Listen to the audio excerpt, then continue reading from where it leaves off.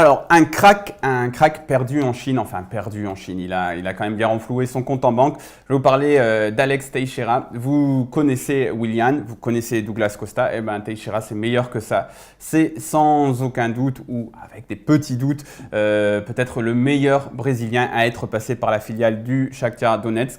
C'est un milieu offensif à la base qui a été reconverti attaquant lors du départ de Mkhitaryan, qui avait déjà un peu ce profil-là.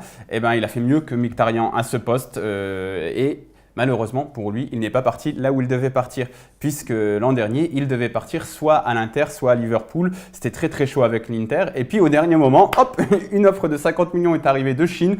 L'ami Akhmetov, le président du Shakhtar, lui a donc dit non, mais là tu vas en Chine. Et comme beaucoup de Brésiliens, il ne maîtrise pas vraiment sa carrière. Il a donc dû partir en Chine. On lui a aussi fait miroiter qu'il partait en Chine pendant 6 mois, quelque chose comme ça, puis qu'il signerait à l'Inter où il y avait de nouveaux propriétaires chinois.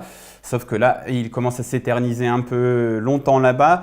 Il n'a pas été dans le groupe pendant quelques matchs là. Il a aussi été exclu lorsqu'il est arrivé. On sait qu'il y a une pression en Chine en ce moment pour qu'ils réduisent leur quota d'étrangers. On a parlé de salaires impayés de l'autre côté. Donc il y a peut-être quelque chose à faire. Il y a peut-être un moyen d'aller chercher un joueur qui a été recruté très très cher, qui doit avoir un salaire très élevé, mais qui a envie de jouer à un très haut niveau en Europe. C'est quelqu'un qui s'est adapté, même en Chine, il a quand même marqué quelques buts, il s'est adapté en Ukraine, il s'est adapté en Ligue des Champions où il a fait des matchs de très très haut niveau.